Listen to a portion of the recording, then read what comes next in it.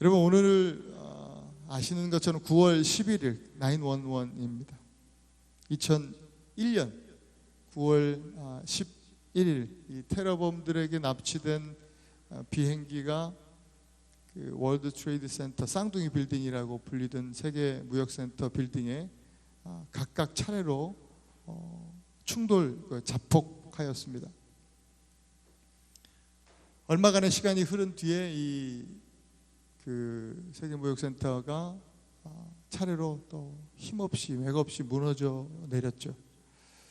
그 장면은 벌써 21년이 지났는데도 불구하고 정말 생생하게 기억에 납니다. 저도 그날 아침 뉴스를 보면서 대단히 놀랬고 충격적이었고 하루 종일 그 뉴스를 지켜보면서 함께 기도했던 그런 기억이 있습니다. 평생 아마 잊을 수 없을 것 같아요. 아마 여기 계시는 모든 성도님들이 그럴 거예요. 세계무역 그 센터 빌딩이 무너진 그 자리를 그라운드 제로라고 부르죠. 본래 이 그라운드 제로라는 그 단어는 영어는 군사 용어입니다. 전쟁 용어입니다. 핵폭탄이 터져서 그 완전히 소멸된 그 좌표, 그 지점을 그라운드 제로라고 부르는 것입니다. 그러니까 이 그라운드 제로는요 완전히 초토화돼서 정말 남아있는 것이 하나도 없는, 요즘 말로 1도 없는 그런 상태의, 그런 완전히 제로의 땅인 거예요. 그게 그라운드 제로예요. 지금의 그 그라운드 제로는, 뉴욕의 그라운드 제로는 그 빌딩이 있던 자리에 저 분수가 2개 이렇게 만들어져 있습니다. 추모 분수죠. 끊임없이 물이 흐르고 흘러내립니다. 이 특별한 분수죠. 분수가 보통 우리가 생각하는 분수는 물이 위로 솟구쳐 오르잖아요. 그죠? 그런데 저 분수는 분수라고 하면서 물이 계속 나오긴 하는데 위로 흐르는 게 아니라, 위로 솟구치는 게 아니라 어때요? 흘러서 밑으로 내려갑니다. 끊임없이 흘러서 밑으로 내리고, 또 중간에 저기 보이시는 사각 그 홀로 더 깊이 물이 내려가는 것이죠. 이것은 당시 희생되었던 그 유가족들과 그때 슬픔에 잠겼던 미국인들의 눈물을 상징한다라고 그렇게 이야기합니다. 미국의 그라운드 제로의 사건이 정말 뼈아픈 그런 비극이지만 이 일로 인해서 더 성숙하고 성장하는 계기가 된 것 또한 사실입니다. 생각해보면서 영적으로도 마찬가지일 거라 생각했습니다. 오늘 911 21주기를 맞이하는 그런 날이고, 또 오늘은 우리가 야외 예배가 있는 날이기도 하죠. 오늘 또 일부 예배 드리시는 우리 모든 성도님들이 이것을 좀 기억하면서 우리 삶에 좀 적용하는 그런 우리 신앙이 되었으면 좋겠다 생각했습니다. 우선 여전히 아파하고 있는 그 우리 이웃들 위해서 함께 아파하고 또 기도해야 할 것입니다. 오늘 우리가 뭐 따로 뭐 묵념을 하거나 뭐 그러지 않지만 기도 시간에 또 함께 그들의 아픔을 나누고 또 우리 이웃들을 위해서 기도하는 우리가 되어야 될 줄로 믿습니다. 그리고 우리도 하나님 앞에서 영적으로 하나님 앞에서 우리도 그라운드 제로의 상태가 되어져야 됩니다. 지금의 그라운드 제로의 이 분수처럼 높아지기보다는 더 낮아지고 더 깊어지는 이 성숙한 믿음의 사람이 되어야 될 줄로 믿습니다. 그러기 위해서 하나님 앞에서 물이 계속 밑으로 내려가듯이, 끊임없이 저 분수가 흐르듯이 우리의 삶에서도 기도의 눈물이 쏟아지고, 또 우리가 하나님의 그리스도의 몸된 교회를 함께 섬기면서 이 섬김의 땀이 계속 주를 위해서 흘려지는 그런 우리들이 되어야 될 줄로 믿습니다. 오늘 본문이요, 부모와 자녀들에 대한 이야기입니다. 가정에 대한 이야기죠. 여러분, 가정은요, 모든 공동체, 모든 사회의 기초가 됩니다. 기준이 되죠. 그래서 가정 생활은 모든 관계와 삶의 기초가 되는 것입니다. 너무나 중요하죠. 그렇기 때문에 이 믿음의 가정은 하나님 앞에서 언제나 그러한 제로의 상태가 되어야 합니다. 왜요? 오직 하나님께서 세워가시는 가정이 되도록, 완전히 그러한 제로의 상태가 됐을 때 하나님이 새롭게 소망이 되시고, 또한 건축자가 되신 우리 주님께서 다시금 가정을 하나님의 뜻 가운데 아름답게 세워주실 것이기 때문입니다. 여러분, 에베소서는 교회 서신이라고 줄곧 말씀드렸습니다. 그렇다면 오늘 이 가정에 대한 말씀, 부모와 자녀에 대한 말씀, 가정에 대한 말씀이지만 이것은 곧 교회에 대한 말씀이기도 합니다. 교회도 성숙하고 굳건한 믿음 공동체로 성장하기 위해서는 날마다 하나님 앞에서 그라운드 제로의 상태가 되어야 됩니다. nothing, 하나님 앞에서 아무것도 아님을 우리가 겸손하게 고백할 줄 알아야 돼요. 그것이 우리가 마땅히 가져야 될 신앙의 자세예요. 오직 겸손한 기도와 섬김으로 교회 또한 높아지기보다도 낮아지는 우리들이 되어야 하는 것입니다. 자, 오늘 말씀은요, 이 그라운드 제로에서 세워야 할 믿음의 가정, 또 믿음의 교회에 대한 말씀입니다. 오늘 말씀 이 1, 2, 3, 4절까지 봐왔는데요, 전체가 1절 이것이 옳으니라 라고 하는 말씀에 묶여 있습니다.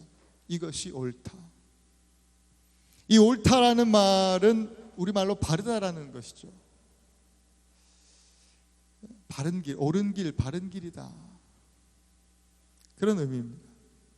그런데 좀 더 자세히 살펴보면 이 옳은 길, 옳다라는 이 성경의 원어는 디카이오스라는 단어를 사용하는데, 이 말은요, 의롭다라는 뜻입니다. 의롭다. 이렇게 번역했으면 더 좋았지 않았을까 이런 생각이 듭니다. 조금 우리 한국말로 의역을 해놓은 것 같아요. 그러니까 이것이 의로운 길이다 이 말이에요. 의로운 길이다. 여러분, 에베소서의 배경 자주 말씀드렸잖아요. 에베소서의 배경이 어때요? 로마 시대잖아요. 바울의 시대 로마 시대죠. 지리적 배경은 어떻습니까? 그 에베소라는 도시, 이 아르테미스, 우리말로 아데미 신전, 아데미 여신, 그 신전이 이 랜드마크로 딱 자리하고 있던 도시 아닙니까? 술 취함과 방탕함의 도시, 우상 숭배가 가득한 도시. 또 로마 시대니까 황제의 말이 법이고 곧 황제의 말이 진리였던 그런 아주 불의한 시대였다라는 것이죠. 그런 세상을 살아가는 하나님의 자녀들에게 이것이 바로 의로운 길이다 라고 선포하고 있는 거예요. 그런 제로의 상태에서 세워나갈 믿음의 길, 바로 옳은 길, 의로운 길이 바로 여기에 있다. 이렇게 살아야 된다. 그래야 가정도 살고 교회가 건강하게 세워진다라고 하는 메시지가 오늘 말씀이에요. 첫째로 순종하라 라고 명령하시고 계셔요. 순종하라. 자녀들아, 주 안에서 너희 부모에게 순종하라. 여러분, 로마에는요, 놀랍게도 파트리아 포스테타스라고 하는 법이 있었습니다. 파트리아 포스테타스, 우리말로 하면 부권이라는 법이에요. 아버지의 권한, 아버지의 권리 법입니다. 로마에서는요, 아버지는요, 가족에 대해서 절대 주권의 법을 행사합니다. 절대 권리를 가지고 있어요. 자식들을 아버지의 뜻대로 노예로 팔아버릴 수 있었어요. 또한 자식들에게 일을 시키고 노동을 시키고 심지어 사슬로 묶어서 동물처럼, 짐승처럼 그렇게 일을 시킬 수도 있었단 말이죠. 그리고 자기 마음에 안 들 때 체벌뿐만 아니라 심지어 자식을 사형에 처할 수 있는 그런 권리도 아버지에게 있었다고 해요. 자식은 스스로 독립해서, 그러니까 업적을 이루어서 독립하는 그 순간까지 아버지의 절대 권리 아래에 놓여 있어요. 로마는요, 자식을 거추장스럽게 생각하는 그런 문화를 가지고 있었어요. 그래서 자식을 버리는 사람들이 그렇게 많았다는 거예요. 당시 로마 광장에는 버려진 자식들이, 버려진 애들이 너무나 많이 있었어요. 누구든지 와서 주워가는 사람이 그 아이의 소유자가 되는 것이에요. 수많은 사람들이 사람 비즈니스하는 사람들이 와서 아이를 주워가요. 그렇게 애를 키워서 노예로 매매하고 팔아버리고 또 매춘을 시키면서 그 어둠의 비즈니스를 하는 거예요. 이런 세상이었단 말이죠. 이런 그런 시대적인 배경 속에서, 이런 세상 가운데서 자식들에게요, 그런 부모에게 순종하라는 거예요. 그런 부모일지라도 순종하라, 이런 메시지가 여러분 얼마나 충격적인 메시지였겠어요. 우리가 지금 듣는 이런 어떤 그런 수준의 충격하고는 완전히 차원이 다른 말씀일 수 있다 이 말이에요. 어려운 말씀이죠. 그런데 그럼에도 불구하고 순종하라라고 하는 것이 하나님의 말씀이에요. 왜 그렇습니까? 이것이 의로운 길이니까. 성도로서, 이 예배소 교회 성도들에게 주신 말씀이잖아요. 믿는 사람으로서 마땅히 살아야 할 의로운 길, 바른 길, 그것이 바로 여기에 있으니까요, 순종하라는 거예요. 믿는 사람들은. 이 순종이라는 말씀이요, 지난주 그 말씀 나누면서 복종이라고 하는 말씀 나눴잖아요. 근데 복종 그리고 오늘 여기 나오는 순종은 조금 달라요. 그 뉘앙스가 좀 비슷하지만, 우리말도 조금 다르지만 원어도 달라요. 이 복종은 휘포타소라고 지난번에 좀 설명드렸죠. 뭐예요? 아래에 선다, understand, 그죠? 휘포타소, 밑에 선다라는 뜻이에요. 그런데 오늘 이 여기서 나오는 순종이라고 하는 단어는 휘포쿠오, 휘파쿠오라고 그래요. 휘파라는 말은 똑같아요. 밑에, 아래. 쿠오는 뭐예요? 본다라는 거예요. 밑에서, 아니 듣는다라는 뜻이에요. 밑에서 듣는다는 거예요. 아래에서 듣는다. 여러분, 듣는다는 것은요, 자리에 따라서 그 의미가 달라져요. 우리 하나님은 어디서 들으세요? 위에서 들으세요. 위에서 들으세요. 우리의 목소리를 들으세요. 우리의 간구 기도를 들으시는 분이 우리 하나님이세요. 오늘 저와 여러분들의 기도를 우리 하나님 들으실 줄 믿습니다. 우리 하나님 들으세요. 위에서 듣는 것은요, 말하는 자들의 요청, 이 간구를 들으시고 또 그들의 문제를 도우시고 해결해 주시려는 그런 의미가 있죠. 그때 위에서 듣는 거예요. 그런데 아래에서 듣는다는 건 뭐예요? 말하는 사람의 뜻을 깨닫기 위함이에요. 그리고 그의 말을 따라서 행하기 위함이에요.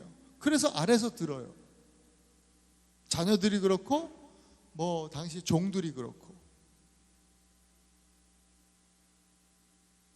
그러니까 순종은요, 말하는 분의 뜻을 깨닫고 그 뜻을 따라서 행동하는 것, 행하는 것, 그것이 순종이라고 하는 것이죠. 여러분, 부모의 뜻을 깨닫고 그 뜻에 따라 사는 자녀가 순종하는 자녀입니다. 예수 그리스도, 우리 주님 안에서 의인이라 칭함을 받은 성도는 마땅히 부모에게 순종하는 의로운 삶을 살아야 하는 것입니다. 왜 그것이 의롭냐? 예수님이 그러셨기 때문에. 예수님이 하나님 아버지께 완전한 순종을 보이셨기에 그렇게 예수님을 닮아 우리도 부모에게 순종하면 우리가 예수님을 닮아 하나님의 형상을 회복하는 일이에요. 그것이 의롭다, 성경은 말씀하고 있는 것이죠. 또한 우리 또한 예수님처럼 우리 육신의 부모도 그렇지만 우리 하나님 아버지에게 그 말씀 가운데 순종해야 하는 것이죠. 하나님의 선하시고 기뻐하시고 온전하신 뜻, 그 뜻이 무엇인지 깨닫고 그 뜻대로 행하는 삶, 이것이 순종하는 삶이요, 불의한 세상 가운데 의롭게 사는 길, 믿음의 길인 것입니다. 우리 사랑하는 성도 여러분, 그렇게 정말 옳은 길로 또 의로운 길로 행하시는 우리 순종의 사람들 되실 수 있기를 축복합니다. 두 번째로 오늘 말씀은 공경하라라고 명령하고 계셔요. 내 아버지와 어머니를 공경해라. 이것은 약속이 있는 첫 계명이다라고 하셨습니다. 여러분, 순종과 공경은 또 좀 다릅니다. 순종과 공경이 좀 달라요. 부모가 여기 계시는 자녀들이 계신 여러분들 같은 자녀를 만난 것은 또 역으로 여러분이 또 지금 부모님을 만난 것, 이거는 누구라도 우리가 만들어낸 것이 아니에요. 우리가 노력해서 그런 만남을 가지게 된 것도 아니에요. 누구 소개로 이렇게 만난 것이 아니에요. 이런 만남을 뭐라 그래요? 운명이라 그러잖아요.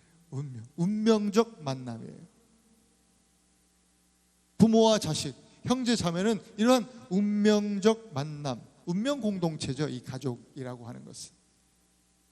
그리고 이런 만남을요, 이런 가정을 주어진 가정이라고 표현하기도 해요. 주어진 가정. 우리가 선택한 가정이 아니라 그저 운명적으로 주어진 가정이다. 그런데 자녀들이 성장해서 이제 때가 되면 가정을 떠나게 되죠. 또 새로운 만남 가운데 새로운 가정 이루며 나아가잖아요. 그것을 만드는 가정이라고 표현해요. 만드는 가정이요, 이 가정도 서로의 처음 시작은 어쩌면 서로의 선택으로 시작하게 되죠. 그런데 선택해서 결혼이라고 하는 과정을 거치잖아요. 그러면 결혼식 때 뭐 합니까? 반드시 서약을 합니다. 이 서약, 이 언약이라고 하는 것은요, 그 만남을 운명으로 바꾸어주는 역할을 합니다. 이 선택적 만남이 서약을 통해서 하나님 안에서 서약함으로, 언약함으로 운명적 만남이 되고 운명 공동체, 가정이 되어지는 거예요. 그래서 가정하고 이 결혼하는 거하고 그냥 동거하는 거는 천지 차이예요. 그래서 하나님께서는 결혼을 말씀하시는 거죠.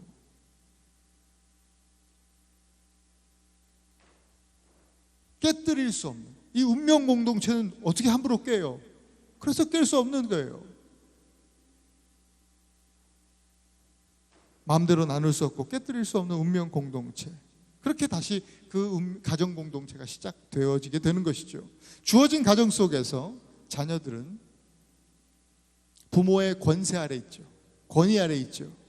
그러면서 자라요. 그래서 부모님 말씀을 잘 듣고 어릴 적 자라면서 잘 듣는 아이들은 착한 아이라고 칭찬도 받으면서 그렇게 자랍니다. 이것이 주어진 가정 속에서 자녀들이 보이는 순종입니다. 이후에 자녀가요, 만드는 가정을 이루었어요. 새로운 가정을 이루었지만 부모가 어디 가요? 부모는 그대로 부모로 계셔요. 그런데 이전과는 좀 달라졌죠. 이전과 다르게 부모는 늙고 힘이 없어요. 자녀가 더욱 만드는 가정을 자기가 이제 언약 관계로 하나님께서 은혜 가운데 세워진 그 가정을 굳건히 세워나갈수록 부모의 영향력, 부모의 이 권위의 영향은 점점 덜 받게 되죠. 그런데 이런 때에도 자녀가 연로하고 힘이 없는 부모의 권위, 그 권위 아래 스스로 머무는 것. 내가 할 수 있음에도 불구하고 내 뜻을 내려놓고 부모의 마음을 헤아리면서 부모를 기쁘시게 해드리는 것, 이거를 뭐라 하냐? 공경이라고 하는 거예요. 순종과 공경의 이 미묘한 차이를 여러분 아시겠어요? 다르죠. 그래서 공경하라. 하나님을 경외하고 그의 명령들을 지킬지어다. 이 경외하라는 말이 공경하라는 말이거든요. 그의 명령들을 지킬지어다. 이것이 모든 사람의 본분이다. 전도서 12장 13절이죠. 하나님을 경외하는 것, 이것이 사람의 본분, 뭐예요? 마땅히 행할 일이다. 마땅히 살아야 할 우리의 인생이 이런 것이다 라고 말씀하시면서 자녀가 부모를 공경하는 것 또한 그렇다 라고 말씀하시는 거예요. 이것이 약속이 있는 첫 계명이다라고 했어요. 여러분, 우리가 첫 계명이라고 하면 십계명이 딱 떠오르는데, 아니 십계명 가운데 부모 공경 그 계명이 분명히 있어요. 근데 그게 첫 계명은 아니잖아요. 다섯 번째 계명이에요. 그게 다섯 번째 계명이나 주님 말씀하시기는 이게 첫 계명이다라고 하셨어요. 왜요? 이게요, 1계명부터 4계명까지는 하나님과의 관계 안에서 하나님께 해야 되는 그런 계명이죠. 5계명부터 이제 10계명까지가 인간 관계 안에서 우리가 지켜야 할 계명이에요. 그 가운데 첫 번째 계명이 뭐예요? 바로 부모 공경이에요. 부모를 공경하라. 구약 시대에요, 하나님께서 이 약속 있는 첫 계명, 그러니까 어쩌면 구약 모세의 돌판이 이렇게 있는데 1계명부터 4계명까지는 한 판, 6계명부터 10계명까지는 뭐 두 번째 판, 이렇게 한번 생각해 볼 수도 있겠다 싶어요. 구약 시대에는 이 약속 있는 첫 계명을 우리 하나님께서 돌판에 기록해 주셨잖아요. 주님이 직접 새겨 주셨잖아요. 그런데 신약 시대, 바로 오늘 우리들에게는 예수님께서 성령을 통해서 우리 마음판에 이 말씀을 새겨주고 계시는 거예요. 부모를 공경하라. 이는 약속 있는 첫 계명이니라. 오늘 지난주 참 5장에서 복종이라는 단어를 바울이 그러니까 아내 사랑과 남편 존경으로 풀었다, 이렇게 말씀드렸어요. 바로 그거예요. 부모, 다른 관점에서 보면 연로한 남편과 연로한 아내, 그렇게 연로하게 된 부모에게 자녀들은 마땅히 이 사랑과 존경을 드려야 한다. 이것이 공경이라고 하는 것이죠. 마음판에 새겨주신 부모 공경의 말씀이 오늘 이것입니다. 여러분, 세상 사람을 우리가 좋아하고 사랑하고 또 존경하는 이유, 아마 여러분들이 그런 사람들이 다 있을 거예요. 그죠? 그런 사람들은 그들의 인품이 뛰어나든지 또 실력이 뭐 대단히 뛰어나든지 그들이 세운 업적이 또 대단하든지 그들이 가진 어떤 믿음이 어떠하든지 어떤 조건들이 있잖아요. 그런데 부모만큼은 그렇지 않아요. 우리가 부모를 존경하고 부모를 공경하는 이유는 어떤 조건 때문에 그런 것이 아니에요. 하나님께서 여러분들에게, 우리들에게 하나님 당신을 대변하는 분으로 우리에게 맺어주셨기 때문에, 부모를 우리 가운데 운명 지어 주셨기 때문에 우리는 부모를 존경해야 하는 것이죠. 공경해야 하는 것입니다. 그것이 우리의 마땅한 책임이죠. 본분입니다. 여러분, 따라서 부모님을 더욱더 사랑하고 존경하실 수 있길 바랍니다. 그것이 성도의 옳은 길입니다. 의로운 길이요, 또 이것이 바로 믿음의 길이라 오늘 주님은 말씀하고 계십니다.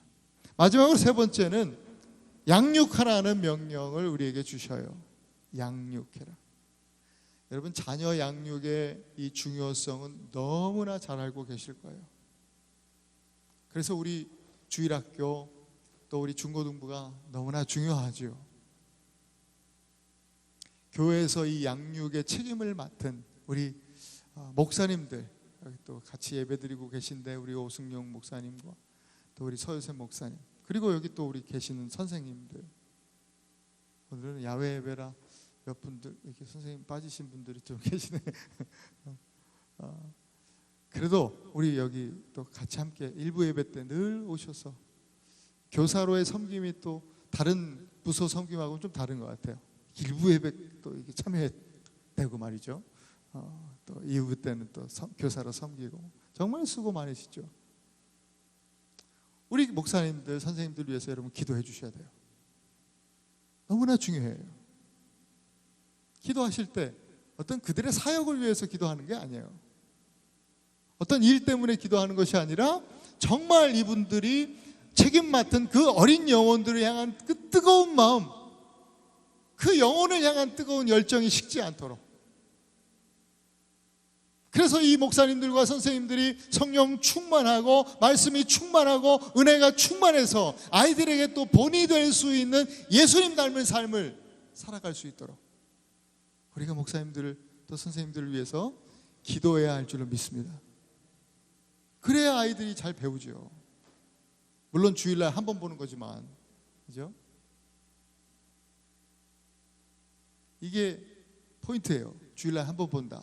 그러면 더 중요한 것이 있겠죠. 그게 가정이에요. 가정. 교회의 기초는 결국 가정이거든요. 교회는 가정에서 시작하는 거예요. 그러면 자녀 양육의 그 막중한 책임은요, 부모에게 있어요. 부모에게 있어요. 주님은요, 세상의 지식과 교육으로 자녀를 양육하라 그렇게 말씀하지 않으셨어요. 오늘 본문에 여러분 보셨잖아요. 오직 주의 교훈과 훈계로, 오직 주의 교훈과 훈계로 양육해라. 부모가 공부하라 하면서요, 어릴 적부터 공부 습관을 키워주려고 힘쓰죠. 노력합니다. 근데 많은 부모님들이요, 말씀 읽고 또 말씀 큐티, 말씀 묵상하는 습관, 찬양, 또 기도, 그 예배의 거룩한 습관을 키우는 것에는 관심이 별로 없어요. 가정에서도 이렇게 안 되는데 어떻게 일주일에 한 번 교회 와서 이것이 해결됩니까? 어떻게 목사님들, 선생님들에게만 맡겨둡니까, 이거를? 거의 대부분의 삶을 가정에서 우리 아이들이 잘하는데요. 말도 안 되는 얘기죠. 여러분, 오늘 말씀 주의 교훈과 훈계는 하나님 말씀이잖아요. 하나님 나라 법이잖아요. 이 악한 세상을 살아갈 때에 이 악한 세상을 이 자녀들이 살아갈 것이잖아요. 우리 부모들이 살던 시대보다도 점점 더 세상은 악해지잖아요. 더 악한 세대를 살아갈 우리 자녀들에게 선하신 하나님의 말씀, 하나님의 법을 가르쳐 줘야죠. 이 세상법이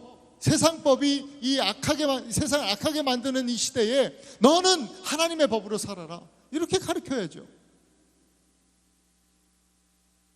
거짓된 세상을 살아갈 자녀들에게 하나님의 공의와 정말 진리의 말씀을 심어줘야죠. 그렇게 양육해야죠. 이것이 옳은 길이고 이것이 의롭고 이것이 또 믿음의 길이다 라고 말씀하세요. 여러분, 오늘 중간에 노엽게 하지 말라 이런 말씀 있잖아요. 자녀를 노엽게 하지 말라, 이걸 많이 오해하세요. 자녀를 노엽게 하지 말라 그런 것을 기분 나쁘게 하지 말고, 자녀들 상처 주지 말고, 마음 아프게 하지 말고, 자녀들 징계하지 말고, 이런 오해를 해요. 아니요, 성경은 오히려 사랑하는 자녀를 징계하라 그래요. 회초리를 들으라 그래요.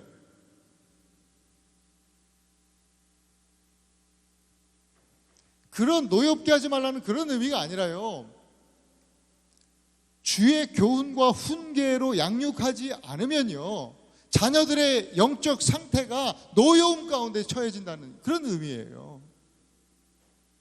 하나님의 진노 아래 자녀를 두어서 되겠어요? 안 되죠. 그 노여움 가운데 있는 아이들은요, 어떻게 해요? 분노요, 폭력이요, 우울증이요, 이런 현상들이 나타나게 되는 거예요. 아이들 잘 양육하지 못하면요, 사람들을 유쾌하고 즐겁게 만드는 그런 사람이 아니라 사람들을 불쾌하게 만들고 또 괴롭게 하는 자식이 되는 거예요. 더 중요한 것은 하나님을 기쁘시게 해드리지 못하고 하나님을 아프시게 하는 자식이 되는 겁니다. 아무리 공부를 잘하고 아무리 출세하는 자식이라도 하나님을 기쁘시게 해드리지 못하는 자식이라면, 여기 부모님들이, 여기 계시는 부모님들 잘못한 거예요. 잘못하신 거예요. 그렇기 때문에 오늘 저와 여러분들이 하나님 앞에서 다시 그라운드 제로를 선포해야 되는 거죠. 그런 이유가 거기 있어요. 여러분, 기도에 눈물을 흘리셔야 돼요. 믿음의 땀을, 그 수고의 땀을 흘려서 그리스도 믿는 교회를 섬기셔야 하는 것이죠. 그렇게 가정을 다시 세워나가야 돼요. 그러면 이미 애들이 다 커서 불가능하다고 그런 말씀 하실 분들이 분명히 계셔요. 아니요. 여러분, 우리 전능하신 하나님 믿잖아요. 우리 하나님 불가능하신 것이 하나도 없으신 우리 하나님이요, 우리 하나님은 어린 자녀들만 변화시키시는 분이 아니에요. 다 큰 자식들도 우리 하나님의 손에 또 맡기신 바 되고 우리 하나님이 붙드시면 반드시 변화될 줄로 믿습니다. 우리 부모들이 그래서 기도해야 되는 거예요. 솟구치는 기도가 아니라 이 그라운드 제로의 그 분수처럼 밑으로 흘러가는 깊이 있는 기도로 하나님 앞에 나아가야 돼요. 사랑하는 우리 에나바하는 교회 성도 여러분, 오늘 말씀 너무나 중요합니다. 모든 일의 기초가 되는 말씀이에요. 우리 신앙생활의 기초가 되는 말씀이에요.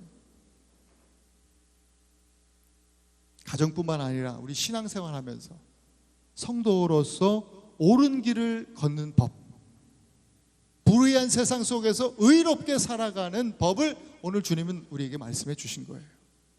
그것은 먼저 우리가 하나님 앞에서 뭐예요? 그라운드 제로를 선포하는 거예요. 그것은 그런 기도죠. 하나님, 정말 나는 아무것도 아닙니다. I'm nothing, I'm nobody라고 하는 고백이에요. somebody, something이 아니고요, 아무것도 아닙니다. 우리 믿음의 선배들이 했던 하나님, 나는 죄인으로서이다 라고 하는 기도예요. 여기서 시작해야 돼요. 이게 그라운드 제로의 시작이에요. 그렇게 하나님 앞에서 영적 그라운드 제로를 선포하면서 기도를 이어가실 때 이렇게 기도하세요. 하나님께 순종하고 언제나 우리 하나님 주님을 공경하며 날마다 주의 말씀으로 양육되어지는 내가, 또 우리 가정이, 우리 교회가 되기를 소원합니다. 그렇게 우리 가정을, 교회를, 나를 축복하시고 우리 가정을 붙들어 주시며 교회에 그런 은혜를 내려 주시옵소서. 오늘 우리들의 기도가 되어야 될 줄 믿습니다. 가정에서, 교회에서, 나아가서 세상에서 언제나 오늘 말씀처럼 옳게 행하고 그 의로운 길을 걸어서 우리 하나님을 기쁘시게 해드리는 주님의 자녀들이 되실 수 있기를 그리스도의 이름으로 축원합니다.